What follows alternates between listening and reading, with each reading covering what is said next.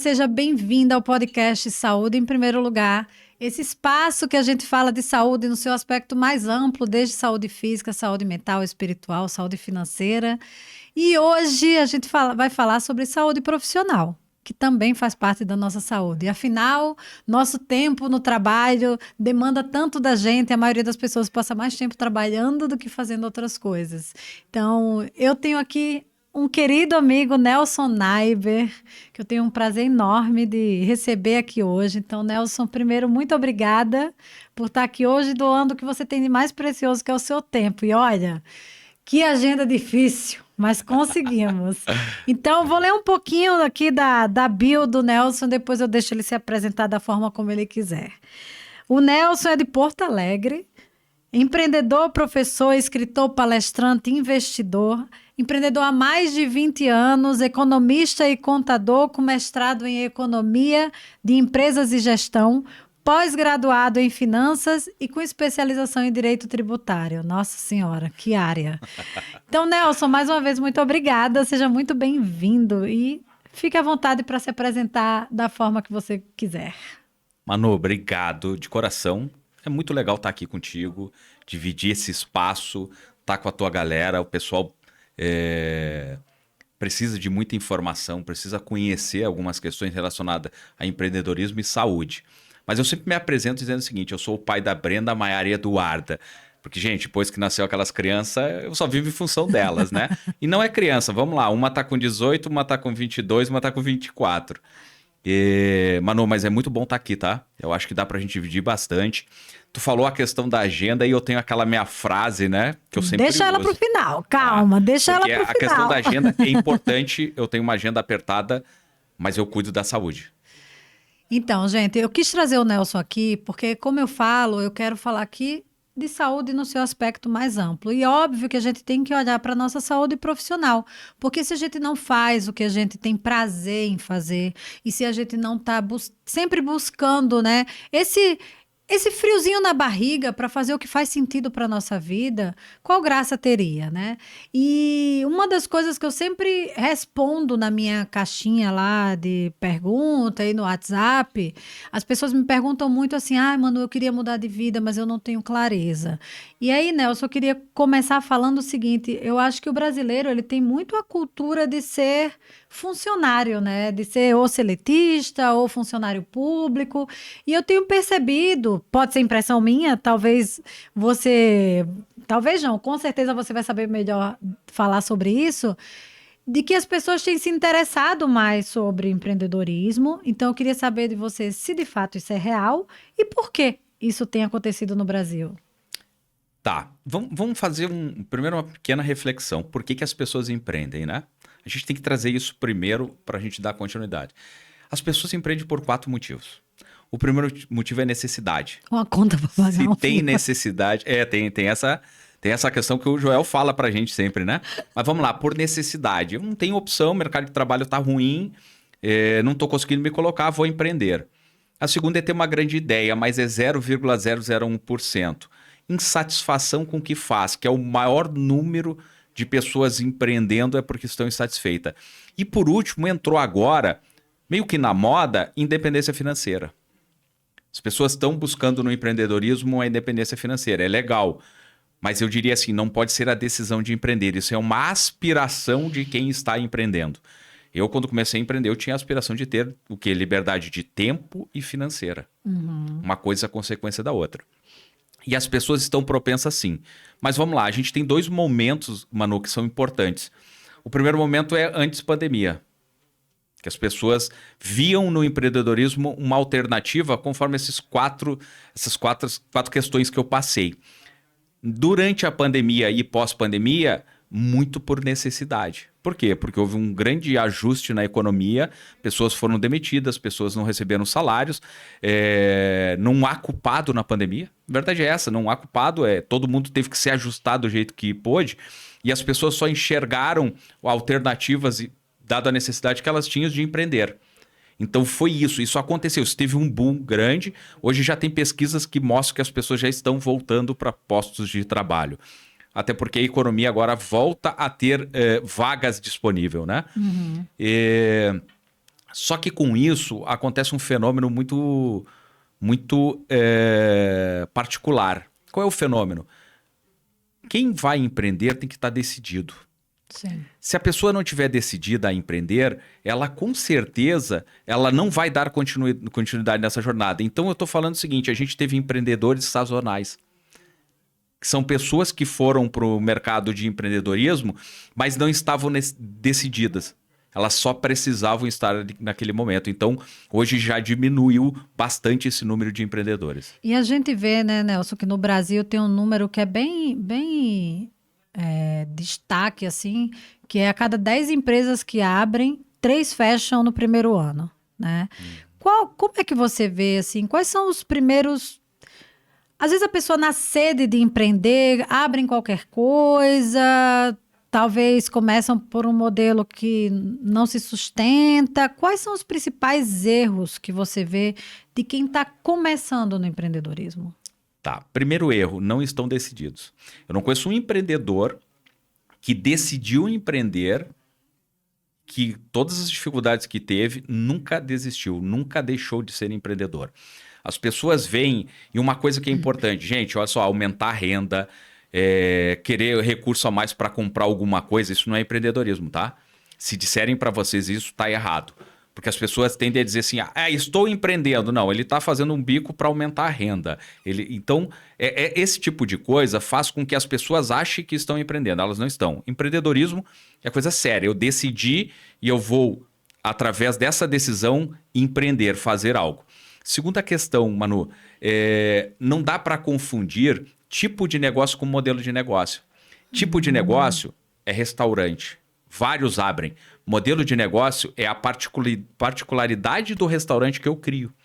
Tipo, eu criei um restaurante vegetariano. Eu criei um restaurante que vai ter particularidades nele que não é igual aos outros restaurantes. Só que as pessoas abrem tipo de negócio. E aí é tudo igual. E aí a competição é feroz. E aí as pessoas não entendem por que depois de algum tempo elas quebram.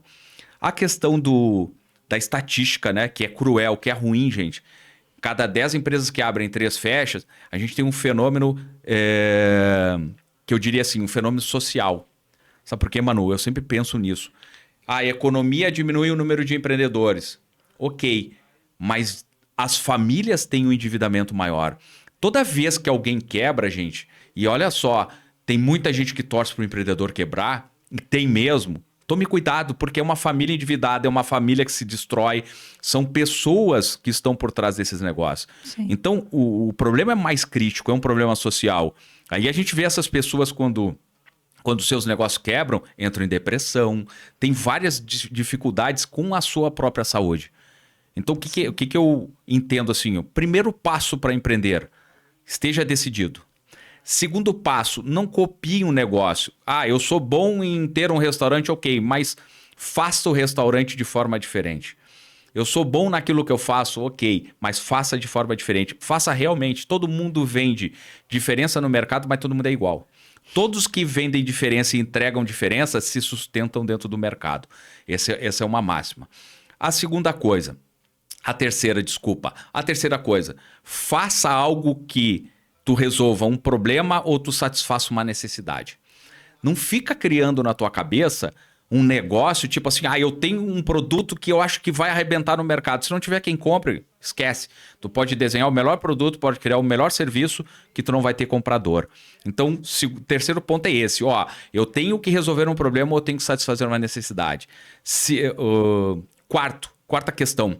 Eu tenho que desenvolver o produto ou o serviço de acordo com essa necessidade e esse problema.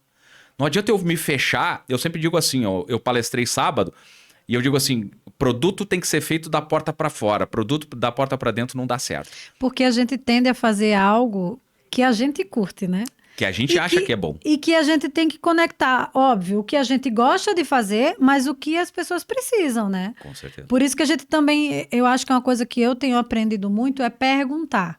Porque a gente está falando de empreendedorismo, gente, que pode ser da Manuela, que quer empreender de forma autônoma, fazendo consultorias, palestras, workshops, até o cara que quer abrir uma grande empresa. Então, assim, independente, né? A gente tem que pensar que a gente tem que conectar algo que faz sentido pra gente, mas que a gente tem que pensar que a gente tá fazendo pra outra pessoa, né? Pensa assim, Manu, ó, eu tenho que fazer algo, tipo assim, quando eu identifico um problema, uma necessidade do mercado, eu olho pra mim e digo, eu tenho uma técnica apropriada pra fazer isso? Tenho.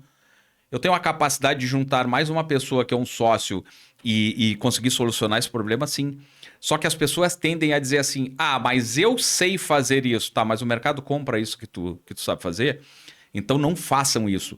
Olhem o mercado, olhem um problema, olhem uma necessidade, volta para dentro de casa e diz assim, ok, com a técnica que eu tenho, com o conhecimento que eu tenho, eu consigo solucionar ou satisfazer? Check, vá lá e faça. E o último item, comunicação, gente. Porque eu já vi muito, Manu, muito mesmo. Bons produtos com mercado que compra, que tem problema e ele satisfaz a necessidade e resolve o problema, mas se comunica muito mal. Sim. Sabe? É tipo assim... Às vezes você não consegue entender o que a pessoa vende, né? Olha só como é engraçado. Usa o exemplo da gente. Todos nós queremos ser vistos no Instagram, mas somos vistos por poucos. Por quê? Porque a gente se comunica mal. Aqueles que se comunicam bem no Instagram, esqueça se está vendendo, não interessa. Se ele se comunica bem, tu conhece ele. Então, como é que tu quer um produto que está aqui na prateleira, o cara está aqui no mercado com essa necessidade, esse problema, e não faz chegar a mensagem para ele? Então, gente, tem que ter comunicação. Eu vou acertar na primeira, não vai. Tu vai ter que trabalhar a comunicação. Então, um negócio mesmo, gente, olha só, é quase que uma aula, pega papel e caneta aí. Um negócio dor, problema e necessidade. Ok, entendi, tem mercado.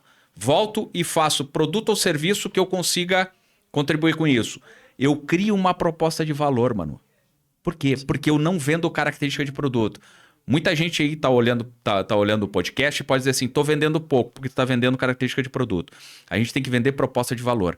E aí fazer uma comunicação matadora da proposta de valor. Sim. E olha, gente, eu tô ouvindo o Nelson falar que ele fala isso para mim o tempo inteiro, porque o Nelson também é meu mentor, tá? Eu queria que você falasse assim, ó.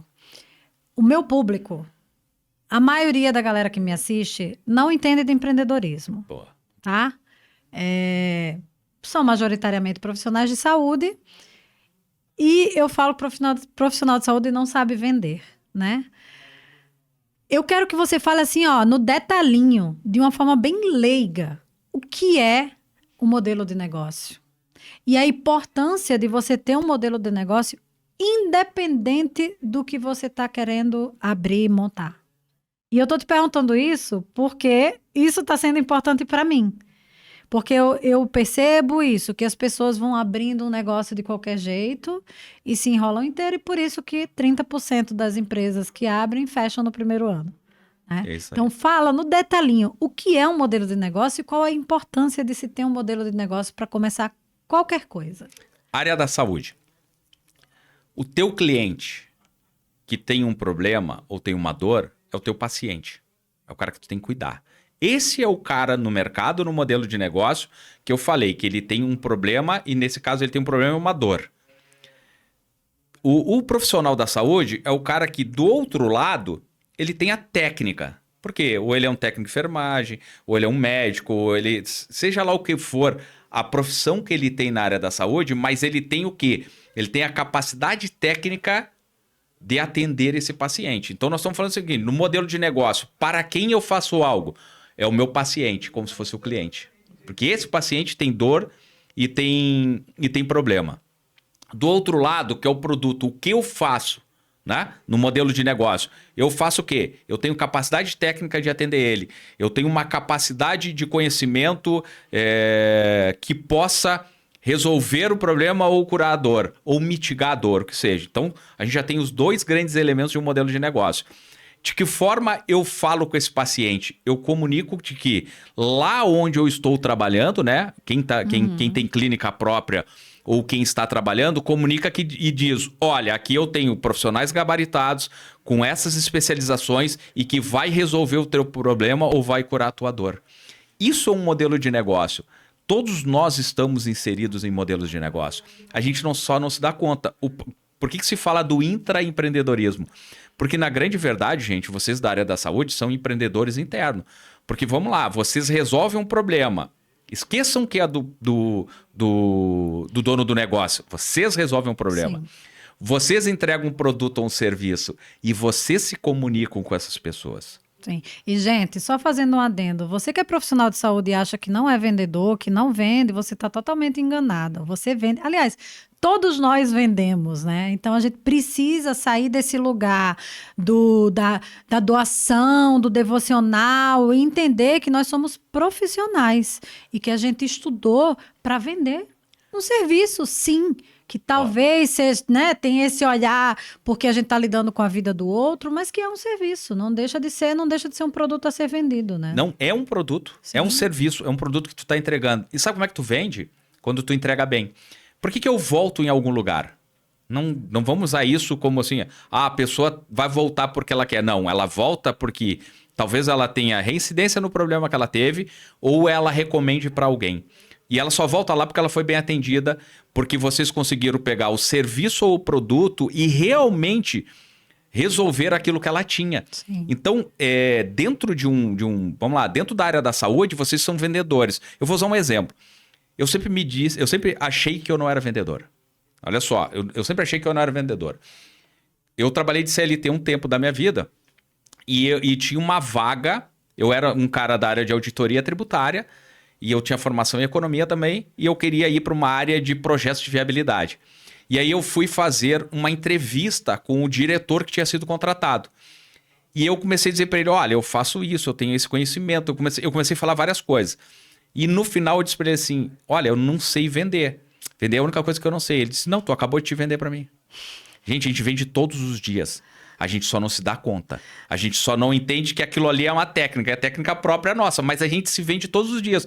Vocês, quando atendem um paciente e que vocês entregam o melhor para ele, vocês estão vendendo para ele a possibilidade de que, se ele tiver alguém na família que tem o mesmo problema ou ele tiver a reincidência, é vocês que ele vai procurar. Sim, e é interessante que esses dias eu vi uma fala da Natália Arcuri sobre isso, que ela falou assim, você já indicou algum produto para alguém? Pô, vai lá naquele restaurante que é gostoso. Pô, vai lá ver aquele filme que é legal. Indica um filme, indica uma série. Você está vendendo, só que você está vendendo para o outro. Isso. Né? Então, a gente vende o tempo inteiro. A gente só fica envergonhado, talvez, não sei se essa é a palavra, de vender para nós mesmos. Mas isso é geral no Brasil. Porque a crença, assim, eu gosto de uma fala que o Flávio Augusto faz, que ele coloca, quer dizer, gosto de vários, mas uma me chama a atenção, que ele diz assim, quando o cara tá desempregado, que chega na família e alguém diz assim, cara, tem uma vaga de vendedor. Pô, tá louco, vendedor? Porque as pessoas criaram essa mítica, porque lá atrás vender era meio que forçado, a coisa era muito complicada. Hoje não, gente, hoje tem técnica, tem sutileza, Sim. tem razão de vender, tem proposta de valor. Então a gente carrega, é uma herança isso que a gente carrega, é uma crença, porque todos nós gostamos de comprar, ninguém gosta de vendedor. Como é que eu vou gostar de comprar se eu não vou gostar do vendedor? Como é que eu não, sabe?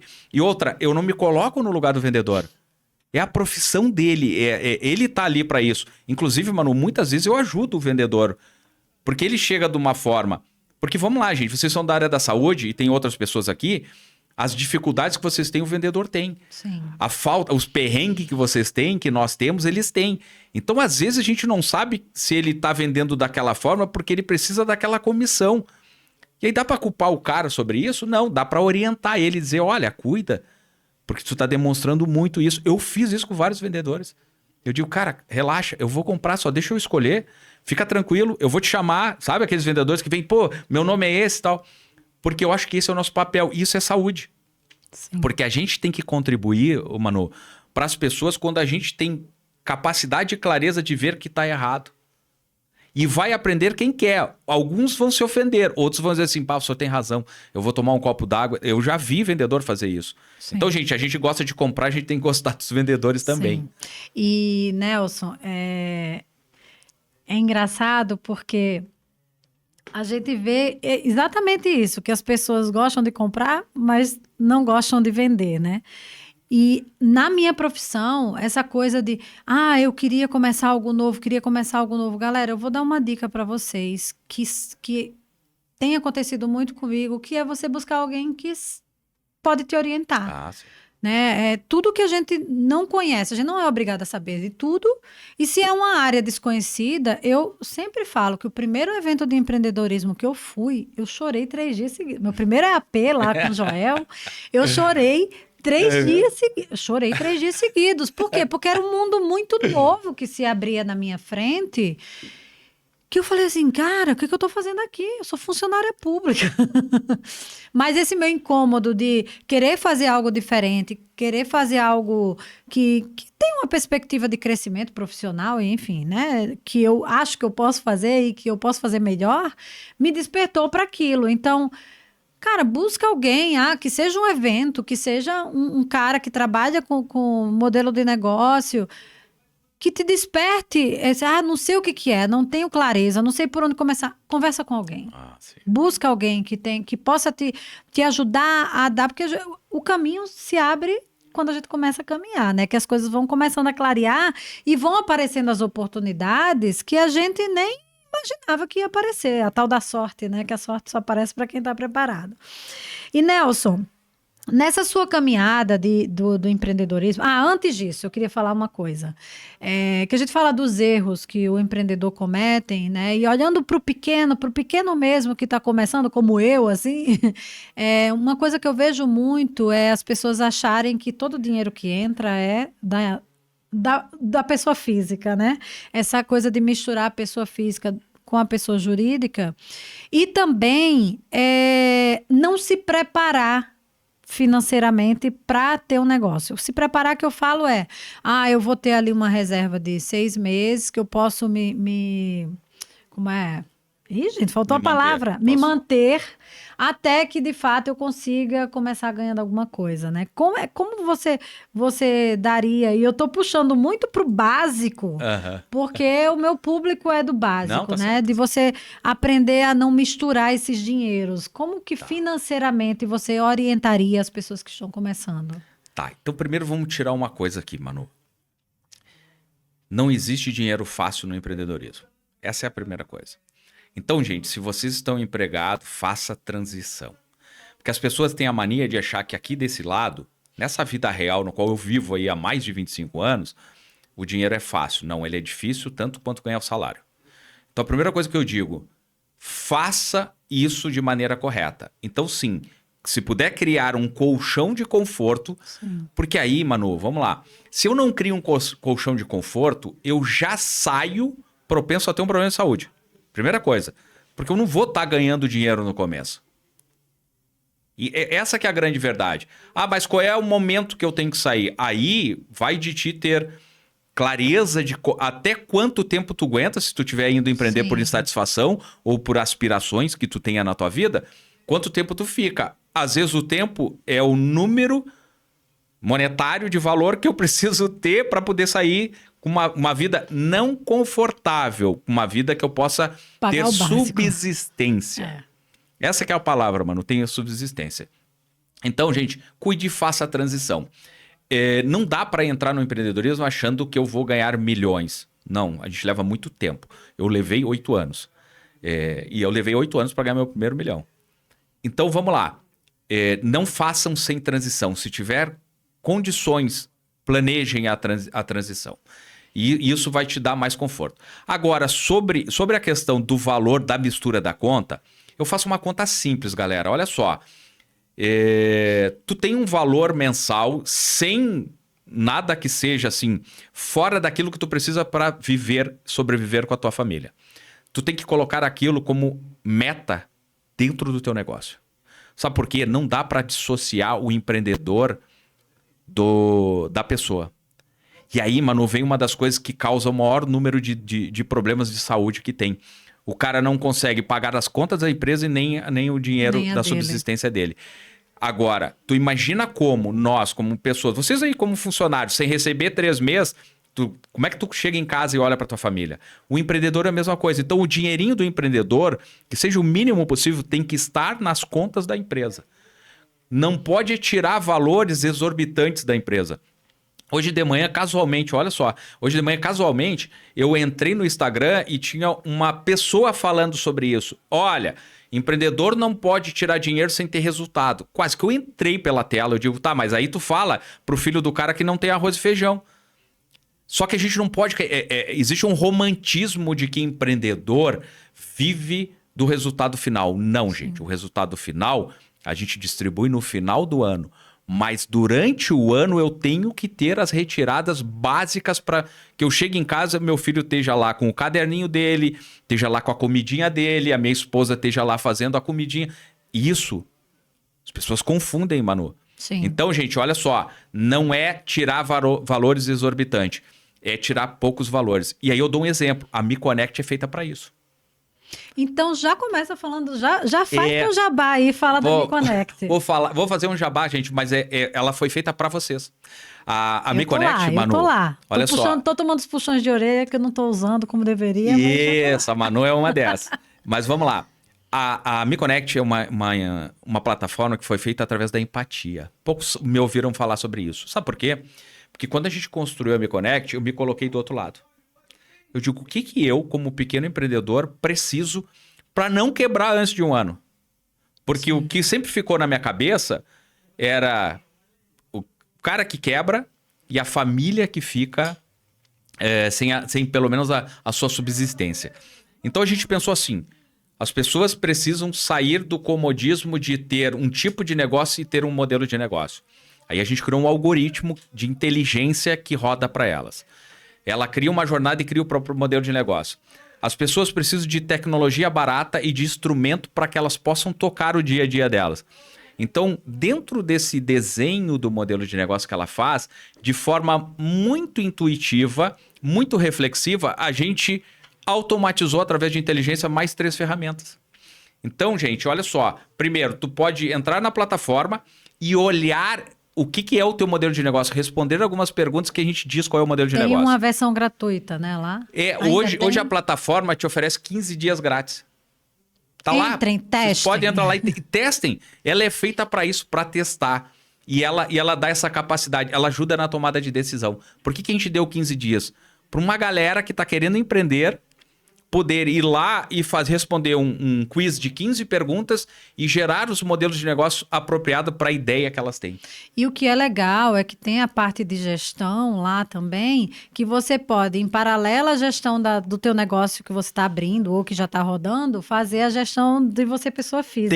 Tem um fluxo de caixa familiar, porque tem 4 causas que fazem uma empresa quebrar, uma pequena empresa quebrar. A primeira é falta de clareza de um modelo de negócio. Isso, gente, é dados de pesquisa dos últimos 15 anos. Causa número 1, não ter clareza de um modelo de negócio. Elas trabalham em cima de tipo de negócio. Segundo, dificuldade de gestão, porque a gente não tem esse treinamento de gestão. Todo mundo que começa a empreender não tem como ter gestão. Eu não tinha quando eu comecei. Segundo, mistura conta pessoal com conta profissional. Quarto, não sabe fazer um planejamento, principalmente planejamento de venda. E o quinto item, ela não tem visão do que é o negócio, ela não consegue ter a visão de acompanhamento do negócio. Quando a gente olhou para isso, a gente disse, olha, modelo de negócio a gente domina, estou há 25 anos fazendo isso. Sou até os caras me chamam em multinacional para desenhar modelos de negócio, né? Melhorar os modelos de negócio. Gestão conheço, estou acostumado, faço há muito tempo também essa área de gestão. Eu digo, vamos criar algo que a galera com tecnologia possa utilizar. Foi assim que a gente pensou nela. Foi assim que a gente desenvolveu, sabe? Foi feito para que as pessoas utilizem o máximo possível. Mas, claro, não poderia deixar lá dentro, de ter lá, inclusive já vou fazer aqui um convite para a Manu, a gente tem uma área chamada Me Connect Flix, o nome é até engraçado, que são de aulas. Porque não adianta eu dar uma ferramenta para o empreendedor e eu não educar o empreendedor. Então a gente tem uma área lá, galera, que tem várias aulas gravadas.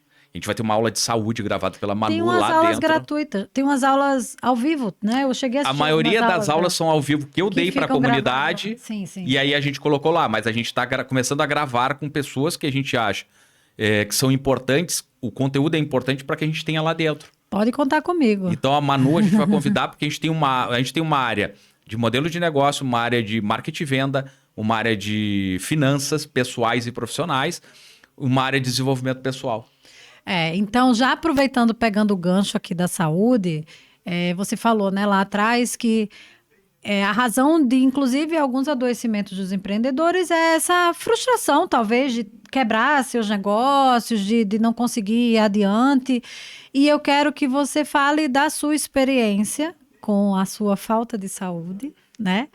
E porque também, galera, o Brasil é o país mais ansioso do mundo e a principal causa disso é a questão financeira do brasileiro. O brasileiro é um povo muito endividado, é um povo que não aprendeu a se organizar financeiramente e é óbvio que eu entendo que a realidade do brasileiro ela é muito díspare, né? De pessoas que passam por condições financeiras muito ruins, mas que eu tenho visto cada vez mais que essa falta de organização financeira muitas vezes independe de quanto se ganha. Porque a gente sabe que quanto mais a gente ganha, mais a gente gasta e a gente quer sustentar um padrão de vida que por mais que a gente ganhe muito dinheiro, ganhe não, faça. Porque eu já aprendi que dinheiro não se ganha, gente. Dinheiro a gente faz. Quem ganha dinheiro é criança que ganha mesada. Então, acaba não se sustentando. Então, muito além de quanto você ganha, é você aprender a organizar a sua vida financeira. Porque eu conheço gente que ganha salário mínimo, que aprendeu a organizar a sua realidade com o que recebe, e gente que ganha muito dinheiro e que continua endividada e que, além de endividada, está muito doente. Então, eu queria que você agora, a gente fizesse pivotasse aqui o assunto para falar da sua situação de saúde, da falta de saúde que você viveu alguns anos atrás. Legal. Mas não é pivotar tanto porque está dentro do empreendedorismo, né? Sim. Está dentro dessas questões que a gente estava discutindo agora. Pensa assim, gente, olha, a gente quando entra no empreendedorismo, a gente acha que... A gente entra pela visão romântica muitas vezes. Sim.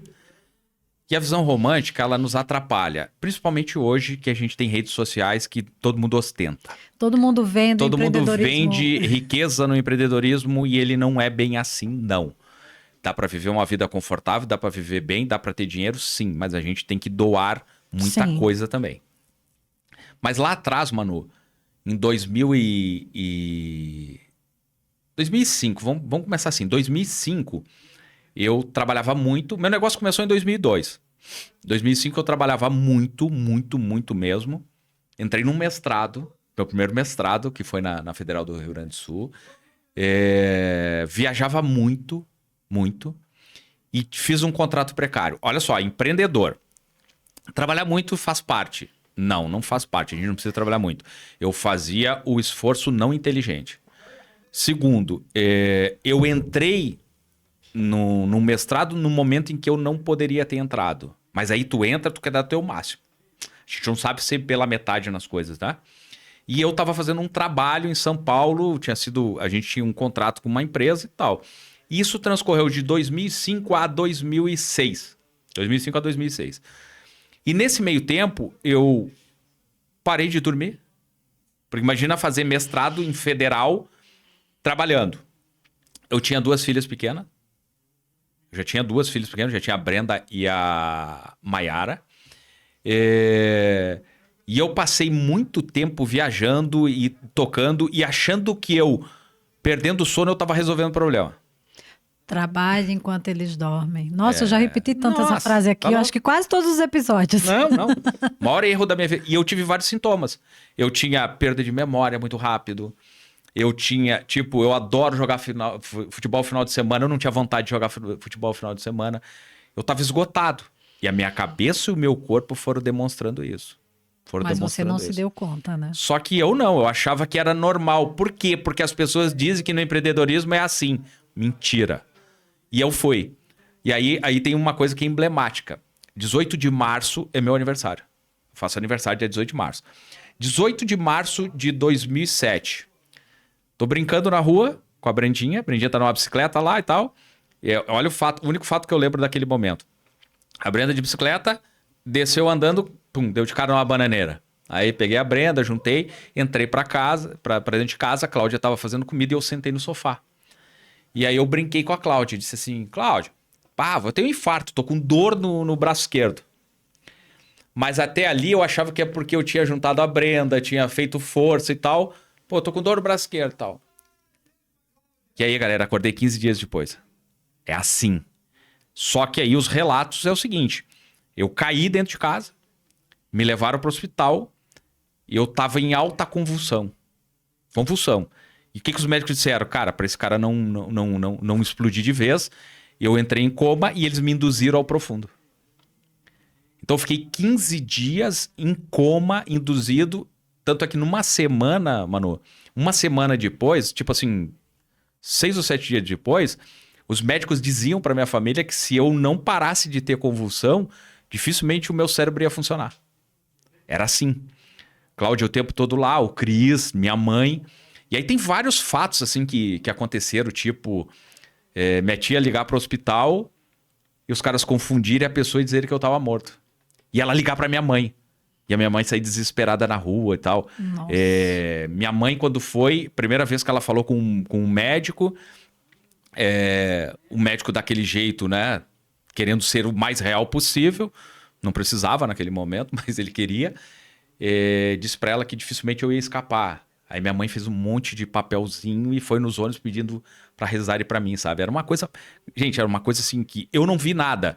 Se me perguntarem assim, ó, já me perguntaram, tá? Tu viu uma luz? Não vi nada, gente. Como aprofunda, os caras te afundam. Ah, nem nada. Nada, nem um mano, sonhozinho. Não, lá cheio dos sedativos, lá não teve nem um sonhozinho. Os médicos, a junta médica disse que o meu cérebro disse assim, cara, parou tudo. Parou. Parte fisiológica, tudo que você imagina. Eu fiquei zerado. Zerei assim.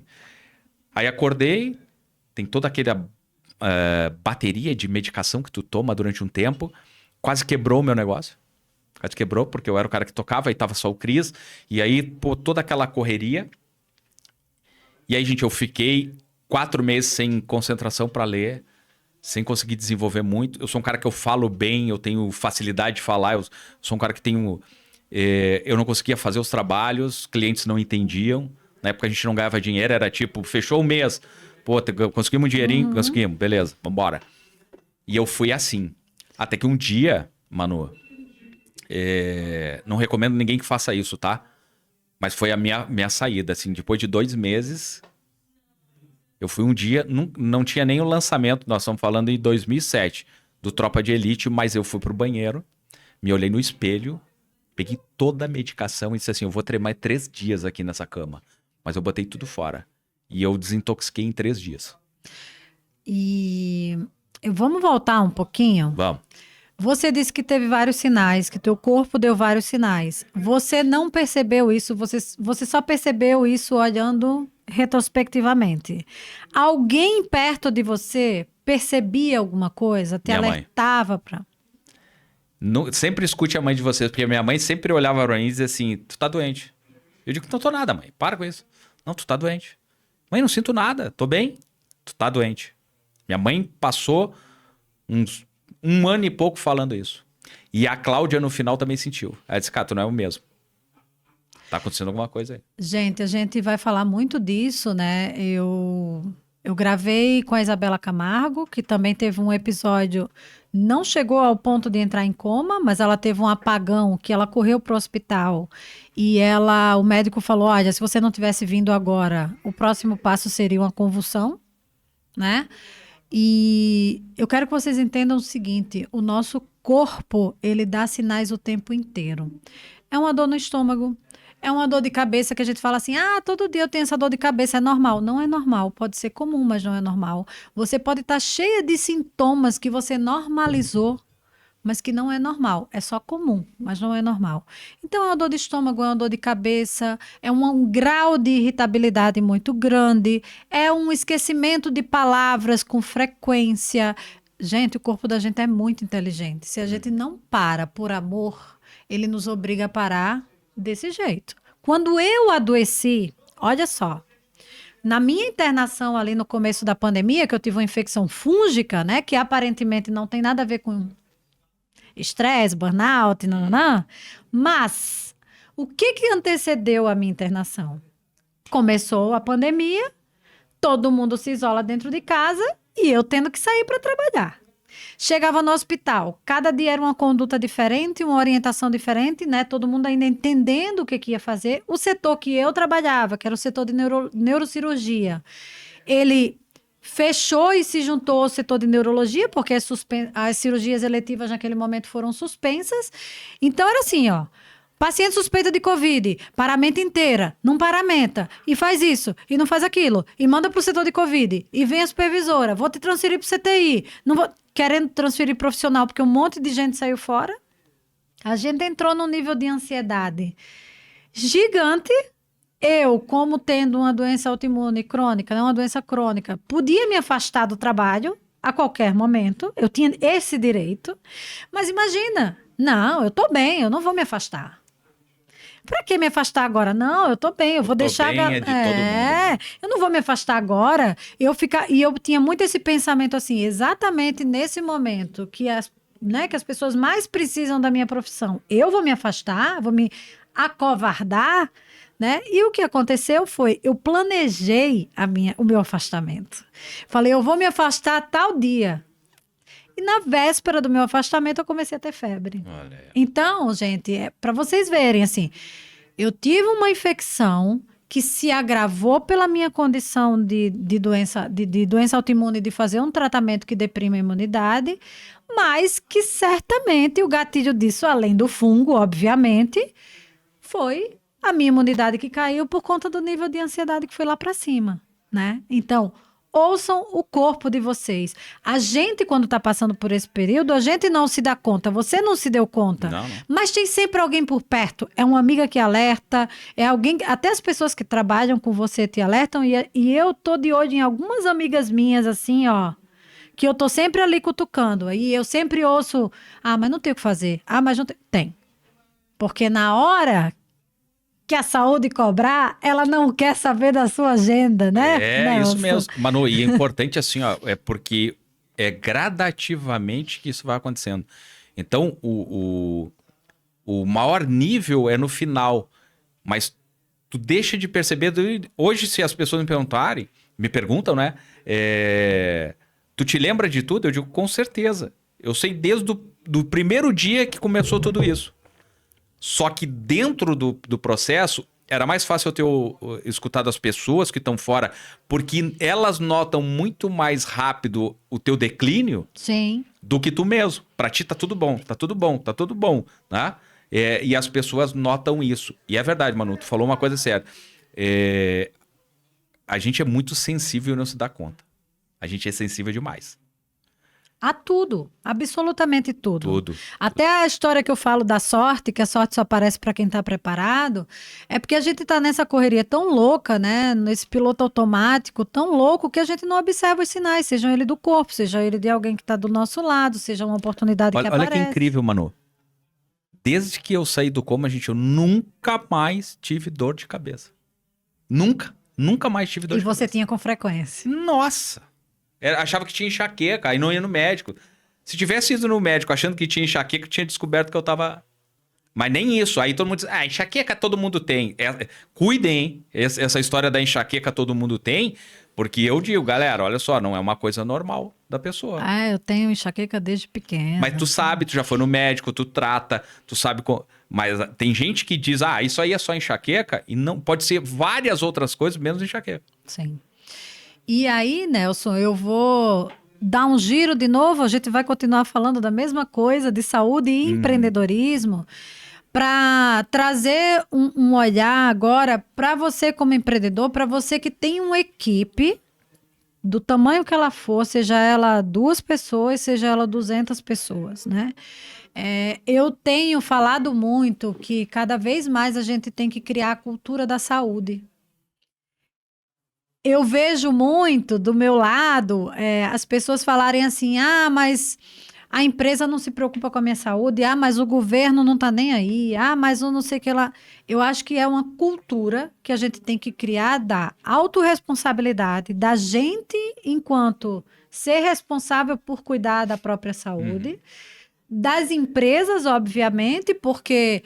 Uma empresa saudável se faz com pessoas saudáveis, não adianta o teu funcionário estar doente, estar preocupado, estar ansioso, inclusive com a vida financeira dele, né? E, obviamente, do governo, que eu falo que o governo tem que olhar para muito além da saúde básica, preventiva, mas de uma mudança de mentalidade e se preocupar mais com hábitos, com um estilo de vida melhor, com um estilo de vida mais sustentável, né? Não adianta a gente achar que, porque eu estou em São Paulo, no coração do Brasil, que faz o Brasil, né? Enfim, a cidade, a capital dos negócios, mas que a gente tem que encontrar ali uma régua de equilíbrio para cuidar da saúde. Então, eu vejo muito essa cultura, né?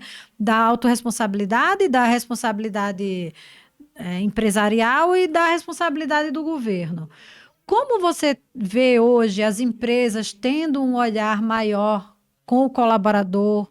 Se você vê, se você não vê, o que você vê de diferença entre grande, pequena, média empresa? Você tem esse olhar? Você tem percebido isso? Ou sou eu que estou nessa bolha e tenho percebido mais? Não, percebo bastante, mas a gente tem que ver algumas questões assim. Às vezes o modismo atrapalha mais do que ajuda. Porque a gente está vivendo um momento em que existe o correto está colocado. O que é? Tu tem que dar algum tipo de assistência para o teu funcionário. Isso é o maior perigo que tem. Porque tu dar qualquer tipo de assistência para o teu funcionário, tu deu plano de saúde, tu deu assistência para ele. Ele é que tem que ir no médico. Tá dando assistência de doença, não de saúde. Mas tu entendeu? Esse é o primeiro ponto. O que a gente discute assim, quando a gente está em grupos de empresários? A gente discute assim, qual é a real intenção por trás? Porque eu duvido o empresário que queira mal do funcionário. E que ele queira fazer, ele sempre quer fazer alguma coisa. Só que aí ele se depara com um arcabouço muito grande de coisas que tem que ser feita e ele não sabe efetivamente quais delas, essa que é a grande verdade, Manu, quais delas geram o efeito. Por quê? Porque um fala que tem que ter aquele ginástica laboral, outro fala que tem que ter isso, outro fala... Sabe? É tanta coisa ofertada, esse é um problema do mercado. Sim. São tanta coisa ofertada que ele acaba sem saber o que é. E ele acaba errando naquilo que ele faz. Exemplo, a gente já sabe que ginástica laboral não tem todo o efeito que se dizia ter. E talvez outras terapias que eu não me lembro aqui não tenham também. Então o empreendedor também ele fica com isso, mas ele quer o melhor para o funcionário. O que ele acaba fazendo, tá? Na grande maioria, dizendo assim, olha, eu te ajudo de alguma forma, mas tu tem que procurar aquilo que tu quer. E isso eu vejo muito. Os caras dizem assim, cara, eu não sei o que eu faço. Eu falo com a galera, tipo, a gente tem escritório, quando fala com a galera, e pergunta assim, galera, como é que vocês estão? Estão bem? Estão se sentindo bem? Porque tu não tem um parâmetro. Aí um dia eu disse assim, vocês querem fazer ginástica laboral de manhã? Ah, tá louco, bobagem e tal. Eu digo, tá, mas como é que eu cuido de vocês? Sabe? Porque a gente tem a responsabilidade de querer cuidar. Mas eu te diria assim, muita gente não quer ser cuidada. Segundo, essa questão de o que deve ser feito, porque o modismo faz as pessoas errarem. Eu conheço empreendedores que dizem assim, cara, eu dou plano de saúde, eu dou ginástica laboral e eu dou uma folga semanal para os caras. Para ele tá fazendo o bem extremo do funcionário e ele não tá com maldade na cabeça. Sim. Ele tá com os instrumentos. O que deveria ser feito?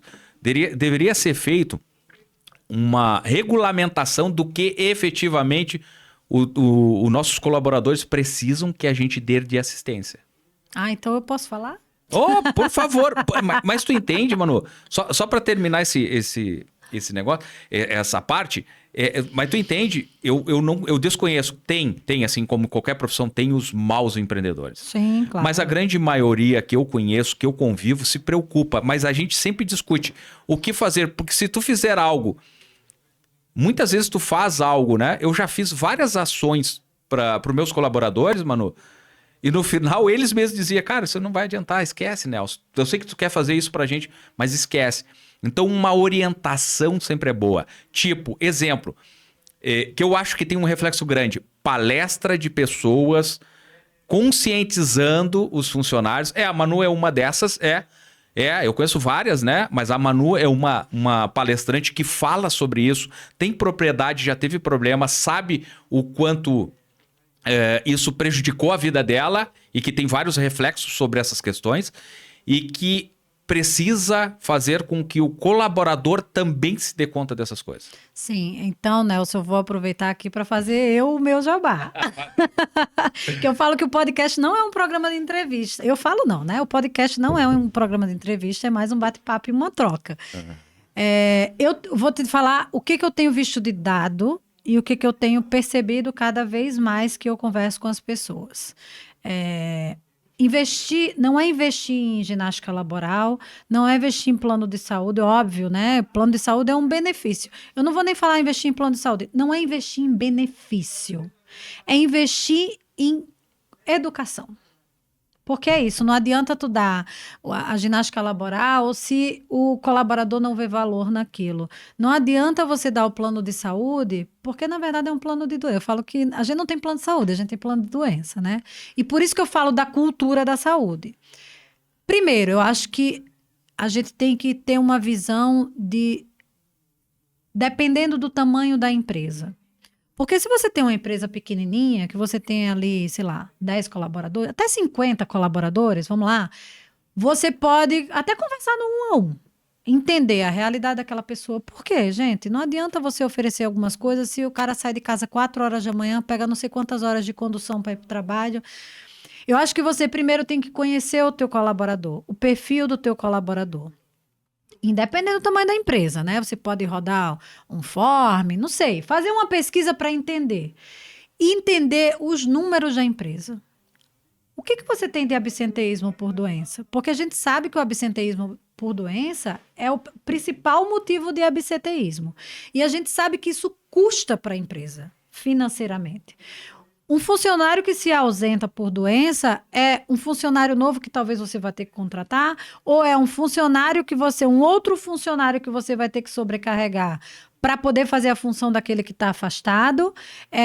Então, assim, tem várias coisas que vai impactar financeiramente na tua empresa. E quando eu falo da cultura da saúde, eu vejo muito uma proposta de gamificar.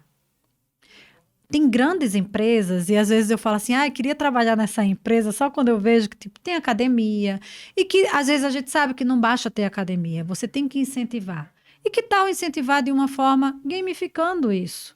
Sei lá, produzindo ali um desafio dentro da empresa, que faça com que as pessoas se estimulem a fazer uma atividade física, dando um horário a mais para a pessoa poder fazer atividade física, porque, gente, produtividade não é o cara ficar 8, 10, 12 horas dentro da empresa.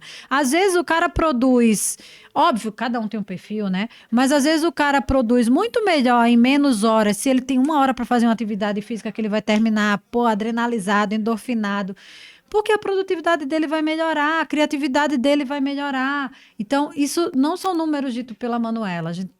Empresas que investem em programas de bem-estar e qualidade de vida podem aumentar em até 44% a produtividade. E tem um estudo da OMS de antes da pandemia, ali na boca da pandemia de 2020, que fala que cada dólar investido em programas de bem-estar e saúde retorna outros 4. Então, pensem que você tem que olhar de forma personalizada para a tua empresa. Olha os números da tua empresa, olha os números do teu RH, traça um perfil dos teus colaboradores para entender o que você pode dar, não de benefício, mas de um incentivo nesse formato educacional. De você levar a educação, levar estímulo, e talvez você dar uma academia ao invés de dar ginástica laboral, de você bonificar assim com uma folga, se você vê que ele... Tem empresas que faz competição de quem perdeu mais peso, óbvio, se você está precisando perder peso, né? Mas de você ter esse olhar não só para os exames, sei lá, semestrais, anuais que tem que fazer, mas de realmente traçar ali um perfil da tua empresa de saúde e buscando alternativas para resolver que não só a ginástica laboral. Então, sim, palestras fazem muito sentido. Sempre que eu dou palestras, eu tenho um feedback muito bom das pessoas que às vezes você precisa ir ali um pouquinho na dor individual para fazer com que esse colaborador crie a consciência de que ele a autorresponsabilidade. Para poder casar a vontade dele de querer melhorar com a vontade da empresa de também querer ajudar. E olha, não é a empresa ajudar, a empresa é uma troca. É uma troca. A empresa vai dar, ele vai se melhorar para ele e para a família dele, inclusive, e a empresa também vai ter o retorno tanto financeiro, quanto de produtividade, quanto de ter um ambiente mais saudável, que todo mundo vai ser bom para todo mundo, né? Um jogo do ganha-ganha. Isso Eu acho Falei que a explicação muito. que tu deu Não, a explicação que tu deu faz total sentido, sim. Deixa eu só corrigir uma coisa. Quando eu falei regulamentação, não é governamental. Sim, sim, É no sim. sentido assim, ó, do que realmente é bom, sabe? Porque vocês não imaginam a minha caixa de e-mail de pessoas oferecendo coisas para os funcionários. É um monte de e-mail que a gente recebe. Então, e a gente não sabe qualificar. Mas eu tenho experiência com isso aí que tu falou, Manu. Quando eu falei da ginástica laboral, eu reuni o pessoal lá. O nosso escritório não é grande, tem 12, 13 pessoas. E a galera disse, pá, não faz sentido, não tem nada a ver e tal. E eu perguntei, eu digo, tá, mas o que faz sentido? Aí eles disseram assim, faz sentido para nós, talvez a gente ter uma terapia. Ter uma terapeuta que possa conversar com a gente, que possa falar e tal. Eu digo, olha, faz sentido. Porque eu sou um cara que faço terapia até hoje, né? Sim. Eu E eu voltei digo, para faz mim. sentido. E eu não tinha grandes números para olhar, porque, tipo assim, ó, hoje mesmo o contador me chamou e disse assim: ó, tem uma funcionária que vai receber quinquênio. Ela tá mais de 5 anos. Então, nós lá não temos rotatividade, não temos nada disso. Mas o ambiente que nós criamos é bom. Então, o primeiro passo pro colaborador se sentir bem é o ambiente que tu cria como empreendedor. Sim. Isso eu falo lá. E a galera diz assim, cara, a gente tenta e tal, mas é que cada empreendedor, cada líder tem um perfil, né? Sim, Então tem sim. essas questões. Mas começa dentro, entendendo ele e criando o ambiente interno sendo bom, já adianta bastante. Por quê? Porque boa parte dos problemas que o pessoal tem vem de fora e não é de dentro. Sim. Vem de fora, né? A gente estava falando agora há pouco sobre a questão... O maior problema que eu encontrei com meus colaboradores sempre foi dívida financeira. Não era outro, assim, os caras eram bem casados, filhos, tudo direitinho, ninguém tinha problema com drogas, nada disso. Geralmente as conversas mais sérias, mais pesadas, era porque os caras tinham endividamento. Então vem muita coisa que é de fora, às vezes a gente nem sabe.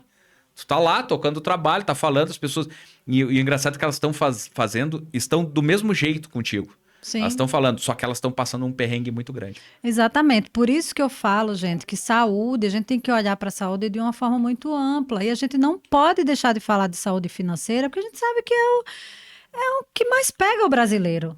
Se você for perguntar para as pessoas, por que você não faz por que você não faz atividade física? Ah, porque eu não tenho dinheiro. A gente sabe que não precisa necessariamente ter dinheiro para fazer atividade física, mas as pessoas vinculam o dinheiro. Por que você não come bem? Ah, porque comer bem é caro, né? Aquela ilusão de que comer bem é caro. Eu falo assim, gente, comer bem é você descascar, é comer o que vem da terra, e que, óbvio, tá tudo caro no Brasil, mas que é muito mais barato do que você ficar comendo porcaria na rua. Então, a gente precisa, sim, falar de saúde financeira. E, ó, se você investe na tua empresa, em qualquer programa que seja de bem-estar, de saúde, de qualidade de vida, você vai ter... Teus funcionários vão ficar mais felizes, que vão trazer clientes que vão ficar mais felizes. E o final, sabe aquela musiquinha para os ouvidos do empreendedor? Mais lucro e menos custo? Isso é o que importa. Eu garanto para vocês que se vocês investirem em saúde e bem-estar dentro da empresa de vocês, vocês vão ter mais lucro e menos custo. Eu tenho certeza, Manu, porque o meu escritório tem mais de 20 anos. E a gente sempre primou por isso, sabe? E nós temos lá, tipo eu falei agora, uma menina acabaram de me falar que ela tá com 5 anos. E a gente tem gente de 10 anos lá. Tem pessoas com bastante tempo. Mas o ambiente. Sim. Mas o maior cuidado que a gente tem que ter como empreendedor é porque, às vezes, a gente não sabe o que tem que ser feito. Sim. Aí vale uma consultora, uma palestrante, para trazer essa clareza de dizer, ó, pega os teus números e através dos teus números eles vão te dizer, tu vai gerar informações que eles vão te dizer o que tu tem que aplicar para o teu pessoal. Exatamente, porque não é receita de bolo, né? Não adianta eu chegar aqui, você tem que fazer isso. Não, primeiro tem que entender o perfil da empresa. Mas o mercado vende receita de bolo. Quando eu falei assim do regulamentar que foi errado, eu estava querendo dizer isso. O mercado vende receita de bolo para algo que não existe. Sim. Algo que existe se fala em inglês tailor-made, sob medida. tem que ser feito para cada um Sim. das empresas. Cada de vez alguma mais forma. personalizado. Eu acho que tudo, hoje em dia, a saúde, até tratamento médico, né? A gente tá vendo cada vez mais que não existe receita de bolo. Tudo tem que ser cada vez mais personalizado para você Muito, muito. para você ter um resultado melhor, uma qualidade de vida. No final das contas, galera, a gente quer ter uma vida leve, a gente quer ter saúde, a gente quer ter bem-estar, a gente quer ter uma vida confortável e eu acho que todo mundo merece isso. Seja o grande empresário, seja o menor cargo da empresa dele, quem é do menor cargo da empresa dele. No final das contas, todo mundo quer ser feliz. E eu tô Exatamente. olhando ali pro relógio que o tempo voa. E eu e o Nelson, a gente veio 1h30 no trânsito ali, só conversando. Mas é bom que fica com gostinho de quero mais, né? É, E Nelson, eu sempre faço uma última pergunta para fechar o podcast, que é: o que é qualidade de vida para você? sono. Sono. Galera, ninguém resolve problema sem dormir. Ninguém resolve problema sem dormir. Tenha certeza disso. Eu tive num podcast que me perguntaram assim: se tu pudesse dizer alguma coisa para aquele cara que teve problema de saúde lá atrás, eu disse para a pessoa assim, ó, eu diria para ele: dorme que tu não vai resolver os problemas à noite. Agora, se tu dormir bem, tu tiver descansado, cabeça leve, no outro dia tu vai resolver todos os problemas do mundo. Então, Manu, durmam, gente, durmam o suficiente para que vocês façam o processo de regeneração, corpo, mente e tudo mais. Então, ó, eu vou fazer uma aula só de sono para tua plataforma. Aí, ó. Maravilhoso, Manu. Tá gravado Porque aí, galera. Vocês estão tá vendo, gravado. né? Tá gravado. Pode cobrar, porque sono tem sido uma área que eu tenho gostado muito de estudar. E eu cada vez mais tô me aprofundando nesse assunto, inclusive me trazendo para minha vida, porque eu sou trabalhadora noturna, né? E tu sabe qual é os reflexos de Sim. dormir pouco. Ixi. Então, Nelson, qualidade de vida é sono. Que bom, eu fico muito feliz em ouvir isso. E deixa aí teus contatos, faz aí seu jabá de novo, suas redes sociais. Fazer meu jabá. Redes sociais, o Nelson Naibert. Vocês vão me achar no Instagram. E assim eu tô como Nelson Naibert no LinkedIn, tô no TikTok e Olha, tô no Facebook. tem Gente, o por lá. Instagram da Me Conecta também, Sim. né? A Me Connect é Me Connect BR. Então vocês vão encontrar a Me Connect lá. Também através do meu Instagram vocês encontram. E quem quiser conversar, quiser falar alguma coisa, chama no direct lá. Eu até às vezes demoro um pouco a responder porque a agenda é pesada, mas eu respondo para todo mundo. Pode chamar lá que eu vou ajudar vocês aí no que vocês precisarem. Então, gente, mais uma vez, Nelson, muito obrigada. Eu uso uma frase do Nelson nas minhas palestras, que eu já falei aqui e vou repetir, né? Que é: quando a saúde cobra, ela não quer saber da tua agenda. Eu me apropriei dessa frase dele, mas eu sempre cito ele e cito o porquê da frase, porque conecta com o que eu falo. E, Nelson, mais uma vez, muito obrigada. Conte comigo sempre que precisar. E, galera, muito obrigada por ter assistido até o final aqui. Espero que vocês tenham gostado. Comentem, compartilhem, curtam, se inscrevam no canal, ativem o sininho para vocês receberem notificação dos próximos episódios. Para quem ainda não me segue no Instagram, é @manurios_AL. E espero que vocês estejam aqui nos próximos episódios. Obrigada, galera. Até a próxima. Tchau.